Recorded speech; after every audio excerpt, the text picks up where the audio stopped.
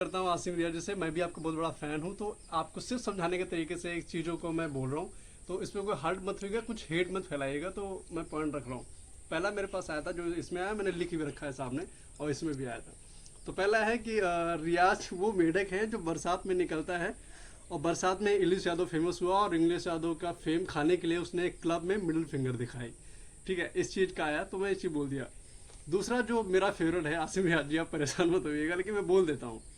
एक कहावत है जो सबने सुनी होगी कि हाथी जाता है और कुत्ते भौंकते रहते हैं।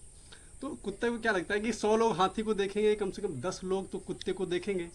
लेकिन कुत्ते को लगता है कि 10 लोग देख रहे हैं, लेकिन 10 लोग सोच रहे होते हैं कि इसके मुंह पे लात मारूं कि गांड पर। ये और आगे मैं आपको दिखाता हूँ, बहुत सारी चीज़ें हैं। आगे दिखाया गया था कि हाल ही में एक जो खतरों के खिलाड़ी आया उसमें आप गए। अब पहला वाला जो है आपने टट्टी कर दिया, उसमें पहले ही शो में टट्टी करके आए। दूसरा भी जो आप एलिमिनेशन में गए, आपको फेयर फंदा मिला, आप दूसरे में भी गए तो उसमें भी आपने अपना जो पर्सनालिटी है उसकी मावहन कर रखी है, टट्टी कर रखी है उसमें भी। तो उसके बाद आप ही नहीं थे, सब वहाँ पे जितने भी प्रतिभागी काम कर अपना मतलब गए थे, यहाँ से कंसल्टेंट गए थे, तो सारे के सारे ना अच्छे थे। और मेरे हिसाब से, क्योंकि उनको तो मैंने कहीं ना कहीं देखा, लेकिन आपको मैंने कहीं ना कहीं देखा भी नहीं है। क्योंकि एक बिग बॉस में देखा है, वो भी हारते हुए, जीतते हुए नहीं देखा। उसके बाद मैंने कहीं देखा ही नहीं। और उसमें आपने कहा कि आप 6 महीने में 4 गाड़ी बदलते हैं, तो भैया आई एम श्योर आप 4 गाड़ी बदलते हैं, लेकिन नैनो जो 1 लाख की आती है वो हर कोई बदल सकता है अगर आपके पास पहुंचे। और आपने शोहरत दौलत के बारे में बहुत कुछ बोला। तो आप घमंड करते हो, तो आपको पता चलता है उस चीज़ से कि आप घमंड तो बहुत करते हो, लेकिन किसके सामने बोल रहे थे ये तो देखा होता। वो तुम जैसे खड़ा बंदा पता है कितने को खरीद ले, रोहित शेट्टी कितने लोगों को खरीद सकता है तुम जैसे बंदों को, उसने तब भी कुछ नहीं बोला। और अपने आप को विनर सबको लूजर कहना, ये भी मतलब कहाँ पॉइंटलेस है। तो आप समझो इस चीज़ को। मुझे तो आपका करेक्टर बिल्कुल डाउन लगा, क्योंकि मैं तो आपको नहीं जानता। आप तो बिग बॉस में वो भी मार खाते हुए देखा सिद्धार्थ शुक्ला से, तो आप तो वैसे पिटाए पिटाए बंदे थे, लेकिन हर जगह टट्टी करना ही गलत है। आगे देखा था कि बहुत सारी चीज़ें हैं, क्योंकि आपने उस जो खतरों खिलाड़ी टीम था, वो जो क्रू मेंबर थे, उनको भी आपने बड़ा अनयूजली बिहेवियर दिखाया। होस्ट को भी आपने बहुत सारी चीज़ें बोली, अभिषेक को, शालीन को, कृष्णा, मतलब जितने भी थे उसमें प्रतिभागी जितने गए थे यहाँ पे, उनको भी आपने लूज़र बताया। तो बड़ी अजीब बात है सारी चीज़ें।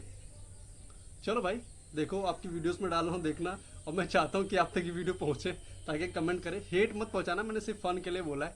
बाकी आप देख ही सकते हो सर, क्या कर सकते हो। अदनान भाई एक बात बताओ, आपको मैं बहुत अच्छी पर्सनालिटी समझता था, लेकिन आपने जो रायता फैलाया, आपसे दुश्मनी क्या है एलिस यादव से? क्योंकि एलिस यादव जब बिग बॉस के अंदर थे, आप चूड़ियाँ लेके आ रहे थे, जबकि सामने आपकी औकात भी नहीं थी एलिस यादव को जाने की।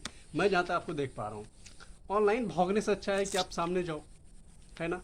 और दूसरी बात आपकी पर्सनालिटी की, तो खा खा के बॉडी बना लेना, चलो ठीक है, अच्छी बात है, आप बहुत अच्छी मतलब बॉडी है आपकी, लेकिन यहाँ भी तो होना चाहिए कुछ। सब घुटनों में लेके दौड़ रहे हो, घुटनों से ही सोच रहे हो।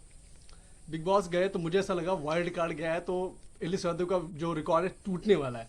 लेकिन आपने यार अपने नंबर की जो अपना 07 नंबर है इतना सीरियस ले लिया कि 7 दिन गए 7 दिन में वापसी। ऐसा तो इतना सीरियस नहीं लेना चाहिए था नंबर को। और 7 दिन में आपने पूरा बिग बॉस को ही पढ़ लिया, जितने वहाँ पे थे, जितने घर वाले थे, उन सब के बारे में आपने क्या क्या बोला, खास कर कटारिया के बारे में बोला। अरे कटारिया शुरू से गया, लास्ट हफ्ते में निकला है, वो भी बिग बॉस ने फेक अनफेयर करके उसे निकाला, वरना बिग बॉस कटारिया को हराना इम्पॉसिबल है।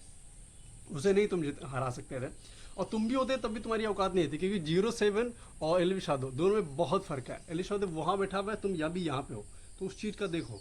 मैं इसलिए वीडियो बनाऊँ क्योंकि आपके जो इंटरव्यूज़ देखे बहुत ज़्यादा पोकिंग वाले थे, बहुत ज़्यादा उकसाने वाले थे।